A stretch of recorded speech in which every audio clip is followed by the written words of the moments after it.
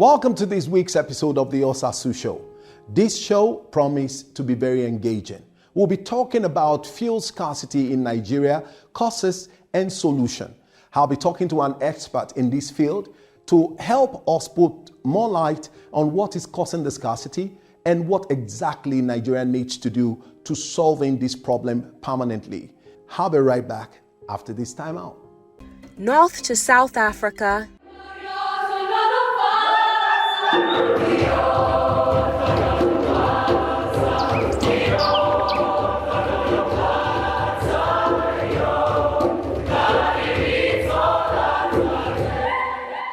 East to West Africa,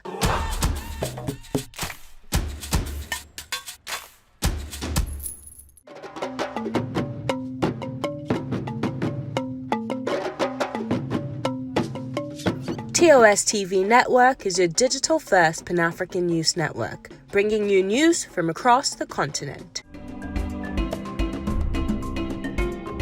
Visit our website www.tostvnetwork.com and follow us on social media at TOS TV Network on Instagram, Facebook, and Twitter.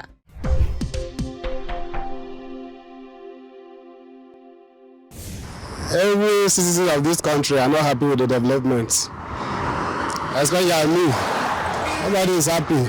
Nigeria supposed to have gone beyond this level. A country at this age shouldn't be experiencing this. A country that produces oil. So what business do we have with first subsidy in the first place? We are not supposed to have business with first subsidy.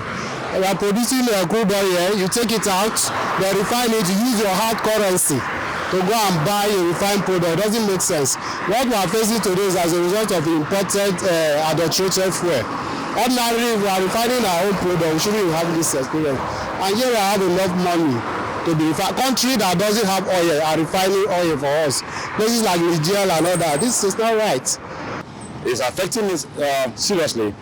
And I have no clue even why it's like this. Because no one is explaining what is going on. I've been here since 4 a.m. this morning, and I just got fuel now a while ago, and I'm not sure why it's like this, because it looks like everyone is just on its own in this country. I'm not sure why it's like that, because I think that there's a leadership gap in all these things, because no one is explaining anything to us. So it's affecting me in every which way. Like now, I sleep in NNPC towers. That is corn oil. There is fuel there. But I don't know why they are not selling. Like you can see they are selling. But because of the queue, if you go to other filling stations, there are no filling stations. So where the fuel is where people are going. So you have to experience the queue. That is it. Why can't we solve one problem? Why is this fuel matter keep repeating every blessed government? Any government that comes will keep experiencing this same fuel issue. Why can't we solve one problem in this country? Why are we I take it as wickedness. Where there are people there doing this wickedness to us that they don't care how we feel. So that is my opinion. Let government, okay, they say it's adulterated fuel. Until now, government has not arrested anybody. Nobody has been persecuted. Everybody is still doing his job. So who are they telling that it's an adulterated fuel? Let government wake up to their responsibility. They are suffering the poor because they are big men. They have coupon, they have every means to get what they want. But we, the masses, we are suffering. It's not because we have bad leaders, let me say bad leaders. People that we vote for, we vote for. And now we are just fooling. They are here. They are not saying anything. It's very, very bad. I don't just know. I'm not even ashamed of this country. The country that you vote your president, vote your senator, vote everybody, your governor, and you are inside this country now suffering. It's not even funny at all. I'm tired.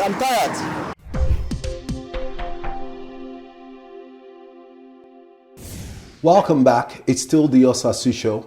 And I have with me on set this morning Dr. Ahmed Adamu. Dr. Ahmed Adamu is a petroleum economist and is a lecturer with Nile University. Welcome to the Osasu Show. Thank you so much for having me. All right. You will agree with me that Nigerians are actually going through a hell of a time. The queues are back. People spend hours at the filling stations. Petrol stations are also not even selling. We're not even sure why they're not selling. Some are of the opinion that they are hoarding. Some other people are of the opinion that they particularly don't have the product. I really don't know what's going on. You are an expert in this field, and you probably want to help Nigerians get enlightened, have more information, and that's why the Osasu Show is here. And I feel that this is something that Nigerians are beginning to get worried. It's more like a country in plenty, yet living in want. Yeah. So like you mentioned, we cannot say for sure the intentions of the filling station owners. Why are they hoarding it, or they don't have the supply of the products?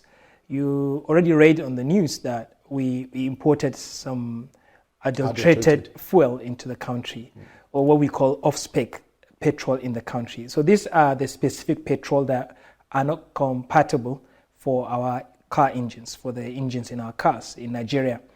And so the NNPC has to withhold the imported petrol, and hence the scarcity in the country. So because the damages that this adulterated fuel is going to create is really a big catastrophe if they allow it. So it's better to have this kind of scarcity than to release that kind of damaging fuel circulating in the country. Yeah, sorry to interject you, Dr. Ahmed.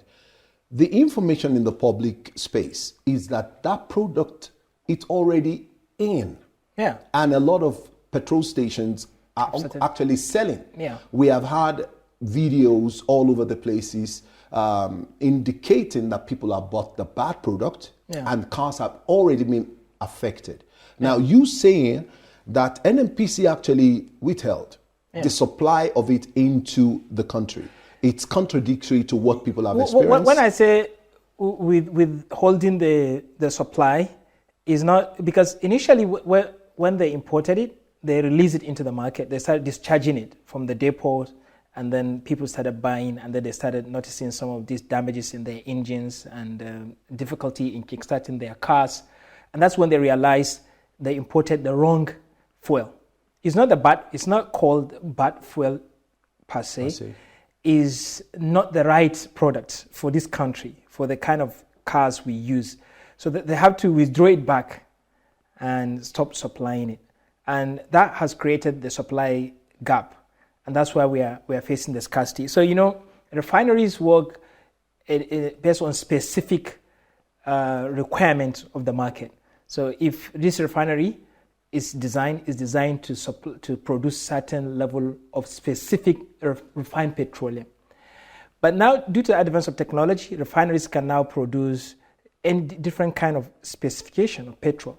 So what we have now is refineries producing variety of petrol, and the marketers can now blend it based on with any kind of chemical substance they want to meet any kind of market specification. So refineries can now produce like what you call a generic refined petroleum.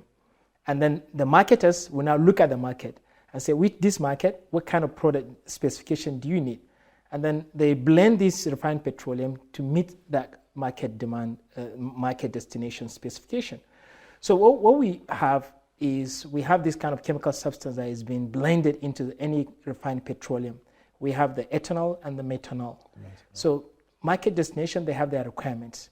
In Europe, they have 2 to 3% requirement of methanol. And in Nigeria, 5%, we are okay with that. Like in Brazil, 20% of methanol is fine. So this is not a bad fuel. It's not the right, we call it off-spec fuel. Is out of our range. So that is a standard that we require for any petrol to be used within Nigeria. So because we didn't do the retrofitting of our car engines like the Brazilians have done with their big trucks. Brazilians would have been fine with this, what you call the bad fuel. So this likely to be the fuel that's supposed to be sent to Brazil, eventually find its way to Nigeria. And so the purpose of this blending of this chemical substance is to improve the efficiency and reduce the CO2 emissions. So rather reducing the energy intensity so that with less fuel you can serve the same transport purpose. This has been on use since 1970s. There were different chemical substances before, but they were very hazardous, so they were banned. So now what is being used is largely methanol. So what we imported 4 vessels of refined petroleum from Belgium, and each vessel has 50 million liters. And all of them, they have 20% methanol, which cannot be used on our car engines. Exactly. I mean, from what you have explained, I think we have a very major problem here. Yeah. I am aware that the NNPC spend between 100 and 120 billion as subsidy for product. I am aware that the cost of bringing it into Nigeria is about 232, 234 naira. And I know that pump price in Nigeria is about 162, 165. And having spent that much money, you think the NNPC should not have a quality control in place to ensure that the right product enters into our country? We have to give first credit to the NNPC for a smooth supply so far. I think for a couple of years we have had a stable supply of the petrol. But this is another weakness from the NNPC. And if there's one lesson we should learn, is that we need to start checking for this kind of chemical substance when we are importing it. And then we have to also punish people who didn't do well here, who are not doing their jobs, either the importer or the marketer or the refiner, whoever is involved. Now the NNPC, they're also making efforts to see that this is not a waste totally. They want to import 2.6 billion liters.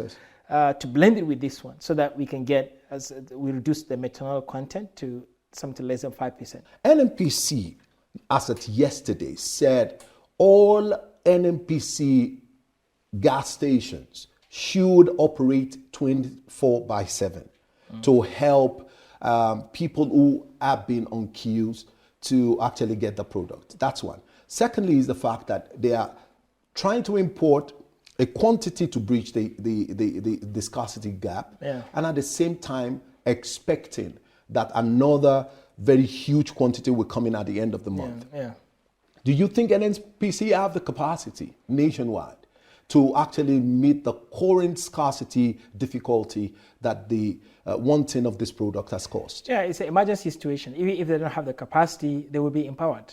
Because this is what can make this country stand still. Meaning more money, more petroleum pump attendants. Security. When they said their staff should work 24/7, they're talking about the people who are upstream level, or even in the downstream, the early stage chain of the downstream. People who are at the depot site, they should be discharging and uploading these products. on the trucks so that they can keep supplying. The tanker drivers should be working, and everyone should get to work, back to work 24/7 to make sure that filling stations are supplied.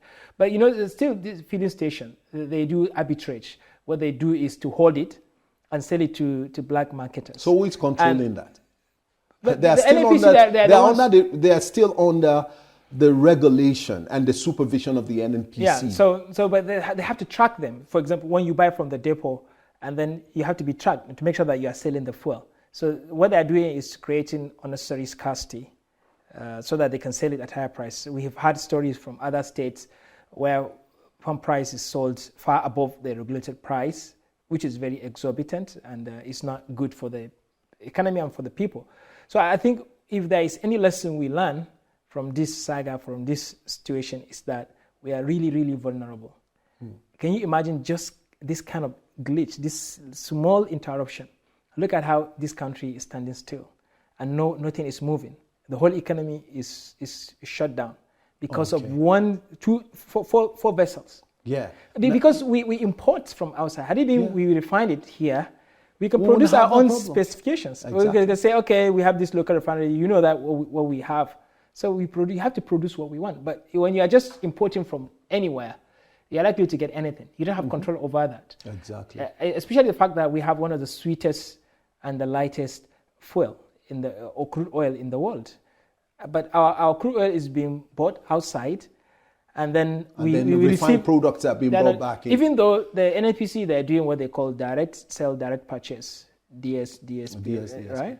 So even these 4 vessels, 200 million liters that are being brought adulterated, is through the marketers who are responsible for lifting the Nigerian oil and doing the direct sale and direct purchase. So it's through this process. So we are not even sure what you are collecting back is refined from your own nice petrol. Nice petrol? Because yeah. I mean, nice crude. Nice crude, yeah. Nice crude, yes. Because refineries will always want to chase Nigerian crude oil because it's very easy. You can get a lot of gasoline from it. It isn't going to create corrosion, and it's going to maintain the refinery for much longer when you are refining lighter crude oils. But when you are refining heavy oil, crude oil, your refinery is going to get damaged, and you need to do a lot of maintenance, and that's very costly. So refineries will always prefer the light one because they can get more output, and it's more suitable for their system. Okay, now, Doc, I haven't painted a very ugly situation. We have the best quality of crude. Yeah. We still get it out of the country, get it refined, and bring in the refined product. Yeah. How come Nigeria just never solved this problem once and for all? Our refineries have not been working for years. Maybe the few ones that government said is working, it's not even producing close to what we consume. I think, if I'm not mistaken, I think Nigeria as a country, we consume between 56 to 60 million liters in a day, every day. But that's not even reported. It says 70 million. About 70 million? Yeah. So, wow. But, even these 70 million liters, I think is questionable. And we really... Is it lower or much more? Much higher. Much higher? Yeah, but even some people argue because there is no auditing. There is no way we can really know how much we consume. And when we don't have a public transport system where everyone has to own their own cars, that means more consumption. We might travel to the same destination, 10 of us, every single day, and we have to consume the same quantity of fuel, while we can have a public transport that will consume that will take everybody in it. Yes. So that drastically will reduce by, if it is 10 people, that's we're just looking at their consumption pattern, that's going to reduce the consumption by 90%. Right? If you have a public transport system, so you're likely to have from 70 million to somewhere about 20 million or 30 million liters, which means one vessel can be sufficient for you for 2 days or 3 days. Now, our failure to create the refinery or to have a working refineries here is the main problem, and nobody is going to come in to power and find it easy or to propel this economy without fixing refineries and having the working refineries that will refine what we need locally. Okay, now in wrapping this up, I know a lot of government has come and gone. Gowon government in 1976. We can take it to Shagari in 1978. We can bring it to Obasanjo in 1979. Okay. We can bring it all the way even to the military era. Attempts to re-engineer or rejig the Nigerian refineries, but governments subsequently have failed in being able to do that. Is there something wrong that Nigerians need to know? How come we couldn't just get our refineries to work? Well, there are two factors there. One, from the management, because why other refineries are working while this one is not working? Because it's a government thing, it's a public utility, it's a public facility. So people don't value and they become reluctant, they don't do their job if it is a government property. So I think government is not good in managing some of these kind of things. So I think holding back into the hands of governments for all this long, they should have been privatized much longer than now. Awesome. So I think it comes down to the management. That's number one. Number two, these refineries we have are outdated, more than 40 years constructed. So there are new modern technology, refineries, improved technologies in refinery that we can really embed into this one. Some people argue, or we can even have a new systems that can perform much better than this one. These are dilapidated, are old refineries. Even if you maintain them or you fix them, you have to do that again. Imagine you having an old car, you go to the mechanic today, you fix it, so you have to take it to mechanic again. So when you buy a new car, so you don't have to have the frequency you go into the mechanic will reduce. So I think we need a fresh new refinery. And I think the Dangote refinery is a hope for this administration, for this government, or for Nigerians at all, because this will mean that we refine what we want within Nigeria, and then we produce what we want specifically, so that this kind of adulterated or off-spec fuel will not be imported because it's regulated. We can see, and the refiner already knows that this is what Nigeria needs. This is the Nigerian market.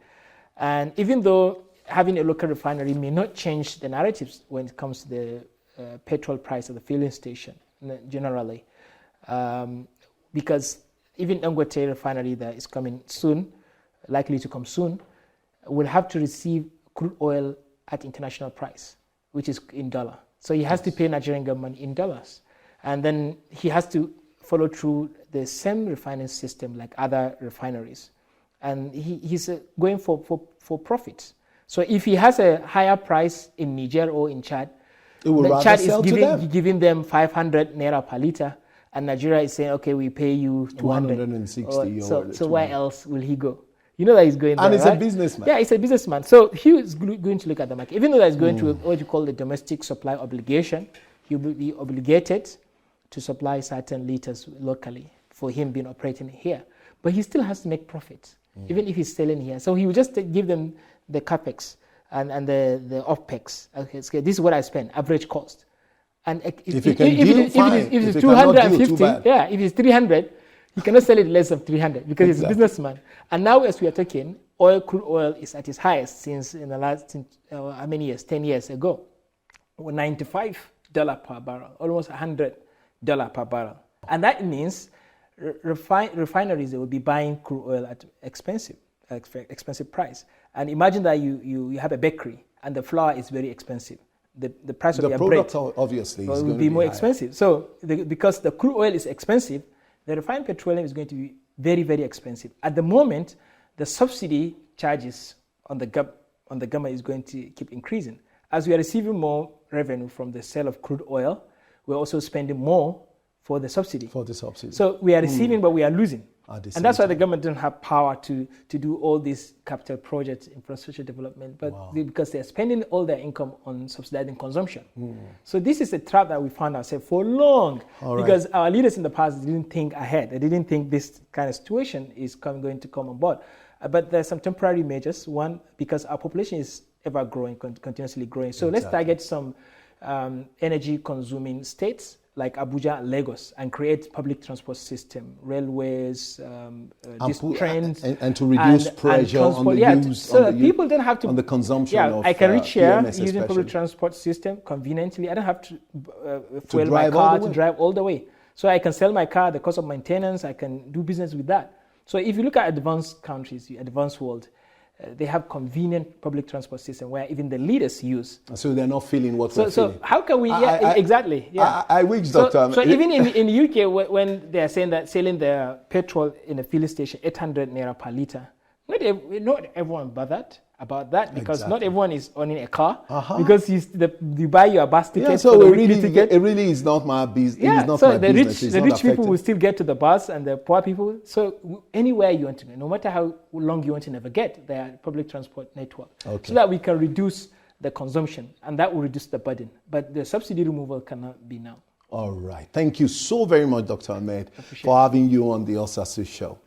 This is how far we can go on the show today, and thanks for joining us. Follow us on our social media platform at the Osasu Show, at TOSTV Network, at Osasu Igbinedion. We'll be back next week with another interesting episode of the Osasu Show. Join us same time, same station, next week, and God bless you.